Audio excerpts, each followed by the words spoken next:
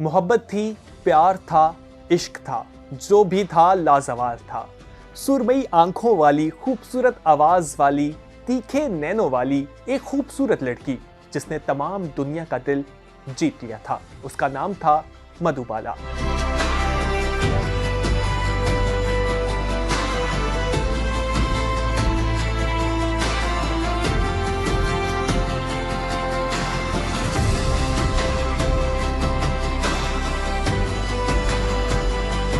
आज हम इसी पुरवकार शख्सियत के बारे में बात करेंगे। मधुबाला का असल नाम मुमताज जहां बेगम दहलवी था। वो 14 फरवरी 1933 को दिल्ली में पैदा हुई। उन्होंने 9 साल की उम्र में अपने फिल्मी करियर का आगाज किया। उनकी पहली फिल्म बसंत थी। इस फिल्म की शूटिंग के बाद मुमताज जहां वापस दिल्ली चली गई। उसके बाद देविका रानी ने मुमताज को फिल्म जवार भाटा में किरदार देने के लिए दिल्ली से बुलवाया। बाद में मुमताज ने यह किरदार नहीं किया, लेकिन उनके वालिद ने मुंबई, जो उस वक्त बंबई था, वहां सुकूनत इख्तियार करने का फैसला कर लिया था। उन दिनों मशहूर हिदायतकार केदार शर्मा ने फिल्म बेचारा भगवान शुरू की, जिसमें उन्होंने अपनी अहलिया कमला चटर्जी को हीरोइन का किरदार दिया। लेकिन अचानक कमला की मौत हो गई और फिल्म बंद करनी पड़ी। अहलिया की मौत के सदमे से संभलने के बाद केदार शर्मा ने यह फिल्म दोबारा बनाने का फैसला किया और चाइल्ड आर्टिस्ट मुमताज यानी मधुबाला को अपने असिस्टेंट राजकुमार के साथ बतौर हीरोइन ले लिया। केदार शर्मा ही ने मुमताज जहां का नाम बदलकर उन्हें मधुबाला का नाम दिया।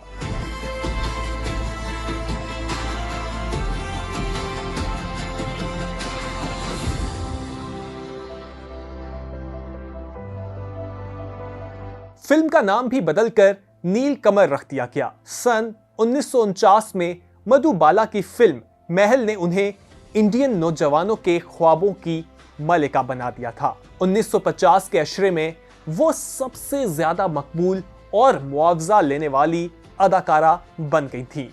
मधुबाला ने 2 दहाइयों के फिल्मी सफर में 75 बॉलीवुड फिल्मों में काम किया। मीडिया में मधुबाला को हिंदुस्तानी सिनेमा की सबसे ज्यादा खूबसूरत और बाअसर शख्सियत माना जाता था। फिल्म साज और हदायतकार केदार शर्मा ने 1947 में उन्हें अपनी पहली फिल्म नील कुमार में बतौर हीरोइन साइन किया था। उस वक्त उनकी उम्र महज 18 साल थी। फिर महल, तराना, मिस्टर एंड मिसेस और चलती का नाम गाड़ी जैसी कई कामयाब फिल्मों में उन्होंने काम किया। लेकिन फिल्म मुगले आजम में उनकी अदाकारी और उनके हुस्न के बहुत चर्चे हुए।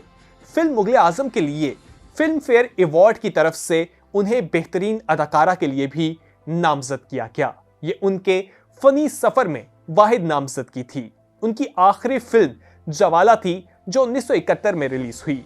मधुबाला का फिल्मी सफर जितना कामयाब रहा, उनकी जाती जिंदगी उतनी ही नाकाम रही। उन्होंने अपने दौर के कामयाब अदाकार और शहंशाह जज्बात दिलीप कुमार से मोहब्बत की। 6 साल तक उनके दरमियान में दोस्ती रही, लेकिन मधुबाला के वालिद अताउल्लाह खान गंडापुर को उनकी दोस्ती पसंद नहीं आई। ये हसीन जोड़ी टूट गई। इसके बाद मधुबाला ने गुलकार किशोर कुमार से शादी की, लेकिन कम उम्री में ही 1969 में उनका इंतकाल हो गया। मधुबाला की खूबसूरती और जिंदगी का मवाजना हॉलीवुड की अदाकारा मॉर्लिन मिनरू से किया जाता था। मधुबाला का शुमार बॉलीवुड की इंतहाई खूबसूरत अदाकाराओं में किया जाता है। उनमें बला की खूबसूरती के साथ साथ अदाकारी की जबरदस्त सलाहियत थी। महकमे डाक ने 2008 में उनकी याद में डाक टिकट जारी किया। वो हर किरदार में वो बखूबी ढल जाती थी। भारतीय सिनेमा में नरगिस, मीना कुमारी और नौतन जैसी अदाकाराओं के दौर में मधुबाला ने अपनी एक मुनफरिद छाप छोड़ दी थी। वो दिलीप कुमार से जवार भाटा, जो 1949 के सेट पर उनसे पहली बार मिली थी, उनको दिलीप कुमार बेहद पसंद आए और वो उनसे प्यार करने लगी।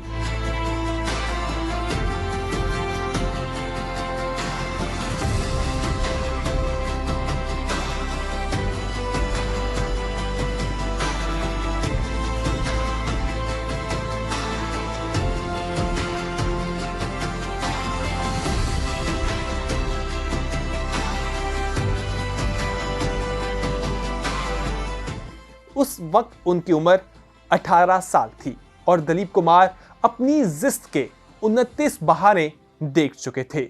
उन्होंने 1951 में तराना में एक साथ फिर काम किया। उनकी मोहब्बत उस वक्त और गहरी होती गई जब मुगले आजम की 9 साला शूटिंग शुरू हुई। वो दिलीप कुमार से शादी करना चाहती थी, लेकिन दिलीप कुमार ने इनकार कर दिया। ये भी कहा जाता है कि दिलीप कुमार तैयार थे, लेकिन मधुबाला के लालची रिश्तेदारों ने इस शादी को होने नहीं दिया। 1958 में उनके वालिद आयतुल्लाह खान ने दिलीप कुमार के खिलाफ अदालत में मुकदमा दर्ज कर दिया, जिसकी वजह से उन दोनों की शादी नहीं हो पाई। मधुबाला ना सिर्फ एक अच्छी अदाकारा थी बल्कि दिलों की रानी थी। फिल्म इंडिया के एडिटर बाबू राव पटेल कहते हैं कि मधुबाला इंडियन फिल्म इंडस्ट्री की सबसे बासलाहियत, वर्सेटाइल और सबसे खूबसूरत अदाकारा थी। उन्हें इंडियन फिल्म इंडस्ट्री की वेनिस यानी हुस्न की देवी कहा जाता था। अपने जमाने की मशहूर अदाकारा बेगम पारा कहती हैं कि कभी कभी मैं मधुबाला की एक झलक उस वक्त देख लेती थी जब वो सुबह चहलकदमी के लिए जाती थी। उनके चेहरे पर पड़ने वाली एक निगाह आपका दिन खूबसूरत बना देती थी। अदाकारा नरोपा राय का ख्याल था कि मधुबाला का जिस्म सिर से लेकर पांव के नाखूनों तक मुकम्मल तौर पर परफेक्ट था। इसमें कोई कमी या कसर नहीं थी। एक मशहूर किस्सा यह भी है कि फिल्म रेल का डब्बा में मधुबाला के साथ काम करने वाले शमी कपूर उन्हें देखते ही अपने डायलॉग भूल जाते थे, क्योंकि वो खुद कहती थी कि अगर परी जमीन पर होती तो वो मधुबाला जैसी होती। कई मौरिख लिखते हैं कि अपने वालिद के साथ उनकी वफादारी, सही वक्त पर दुरुस्त फैसला ना लेना और हद से ज्यादा जज्बाती तबीयत ने उनकी जिंदगी को पेचीदा बना दिया था, जिसकी वजह से उन्हें बहुत से बुरे नताइज का सामना करना पड़ा।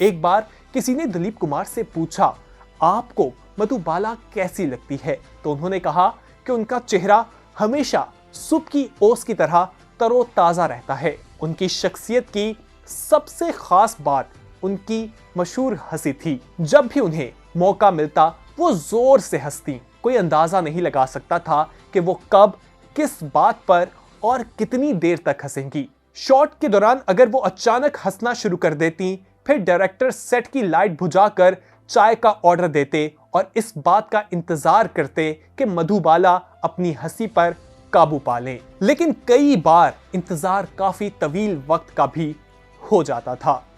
फिल्मी दुनिया की मशहूर और लाजवाल जोड़ी मधुबाला और दिलीप कुमार अलग कैसे हुए?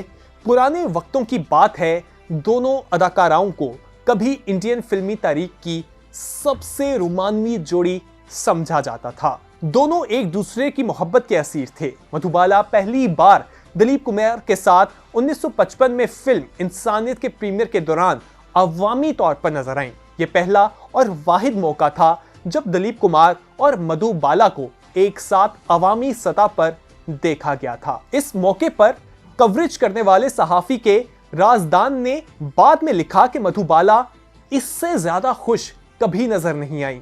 रॉक्सी सिनेमा में मुनक्किद होने वाले इस प्रीमियर में मधुबाला को हमेशा दिलीप कुमार का बाजू पकड़े देखा गया। शमी कपूर ने यह भी बताया है कि किस तरह दिलीप कुमार मुंबई से पुणे तक सिर्फ मधुबाला को देखने के लिए गाड़ी चला कर आया करते थे और दूर खड़े मधुबाला को देखा करते थे।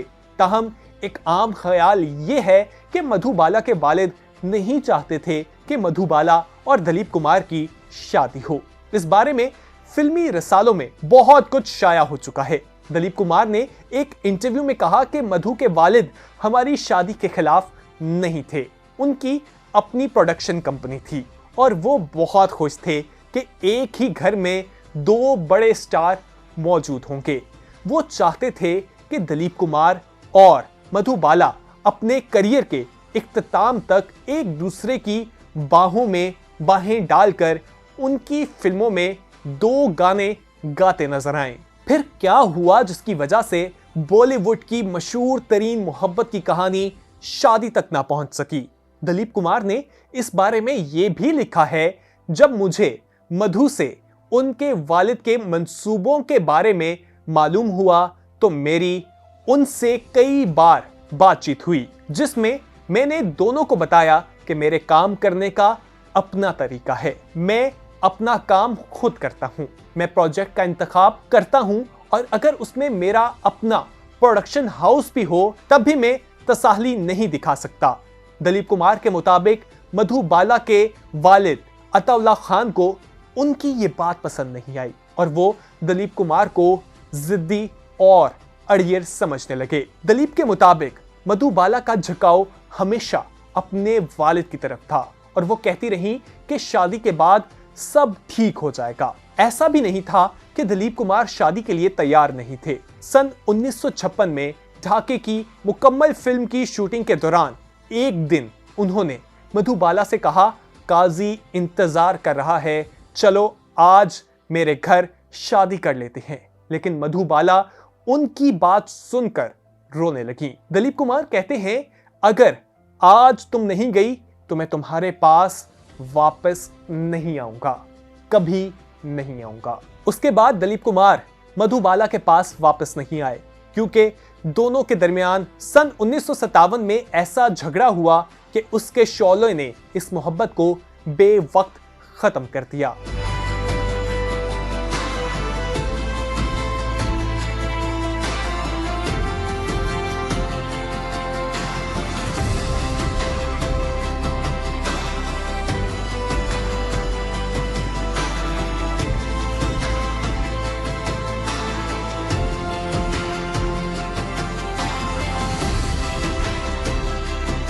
हदायतकार बी.आर. चोपड़ा ने 1957 में रिलीज होने वाली फिल्म नया दौर के लिए दिलीप कुमार और मधुबाला को साइन किया।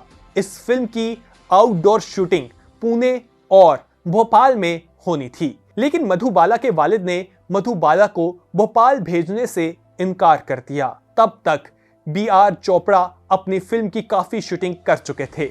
पेशे से वकील बी.आर. चोपड़ा इस मामले को अदालत में ले गए और इस दौरान उन्होंने मधुबाला की बजाय वैजयंती माला को साइन कर लिया। इस केस की समाअत के दौरान दिलीप कुमार ने अदालत में कहा कि वो मधुबाला से मोहब्बत करते हैं और मरते दम तक मोहब्बत करते रहेंगे, लेकिन उन्होंने अपना बयान बी.आर. चोपड़ा के हक में दिया। दिलीप कुमार ने अपनी स्वाउम्री में इसके बारे में लिखा है कि उन्होंने अपनी तरफ से मुफाहमत के लिए बहुत कोशिश की, लेकिन कोई फायदा नहीं हुआ और इस सारे मामले में बी.आर. चोपड़ा का मौकिफ दुरुस्त था। उसके बाद मधुबाला को यकीन हो गया कि दिलीप कुमार कभी उनके पास वापस नहीं आएंगे।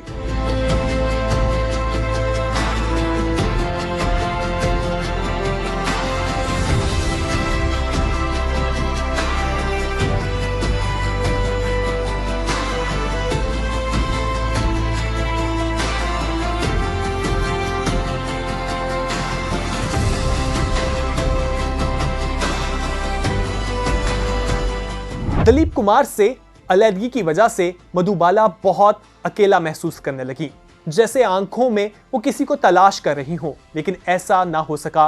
एक दिन मधुबाला ने शादी करने का फैसला कर लिया। बहुत से फनकारों, बिजनेसमैनों ने मधु से शादी करने का ख्वाब सजाया, लेकिन मधु ने लेजेंडरी गायक किशोर कुमार को अपना हमसफर बनाने का सोचा। किशोर कुमार को पहली बीवी रमा देवी से तलाक के बाद 1960 में किशोर कुमार और मधुबाला की शादी हो गई।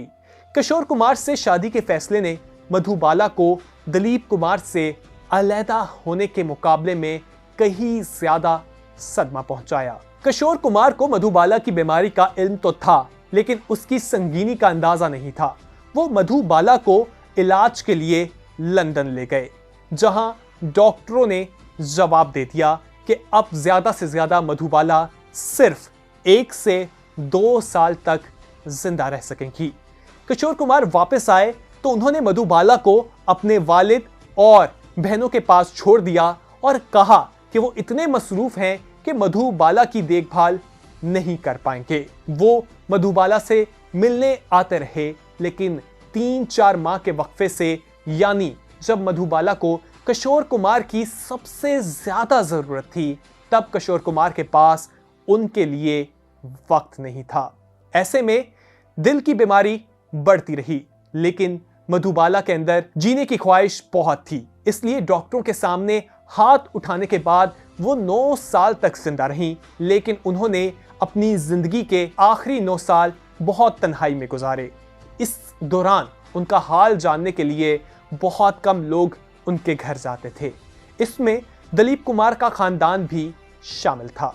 अगरचे मधुबाला मुगले आजम की रिलीज के फौरन बाद शदीद बीमार हो गईं, लेकिन उनके काम वाली फिल्में अगले 4 साल तक रिलीज होती रहीं। लेकिन इस बारे में भी कम क्यासराइयां नहीं हुई कि मधुबाला आखिरी दिनों में कैसी नजर आ रही थी। Bollywood top 20 superstars of India ने मधुबाला के आखिरी दिनों की एक झलक पेश की। दिलीप कुमार की बहन सईदा खान के मुताबिक उनकी मौत से एक दिन कब उनकी मधुबाला से मुलाकात हुई थी और उस वक्त तक उनकी खूबसूरती में किसी किस्म की कमी नहीं आई थी। अगरचे तवील इलालत की वजह से वो पशर मुर्दा नजर आती थी, लेकिन उनके चेहरे के नूर में कमी नहीं आई थी। लेकिन शायद बीमारी ने मधुबाला की खुद एतमादी को कमजोर कर दिया था, तभी उन्होंने अपने आखिरी दिनों में मेकअप करना शुरू कर दिया था।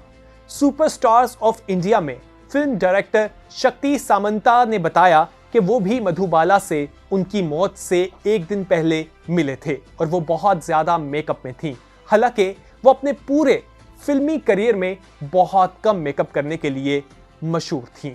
उनकी खूबसूरती का कभी जिस बॉलीवुड में डंका बजता था, उस दुनिया ने उन्हें भुला दिया, लेकिन वो इंडियन सिनेमा शायकीन के दिलों पर राज करती रहीं। अगर आप इस तरह की लाजवाब फनकारों की कहानियां जानना चाहते हैं तो अपने कमेंट सेक्शन में लाजमी राय दीजिएगा। तब तक के लिए अल्लाह निगहबान।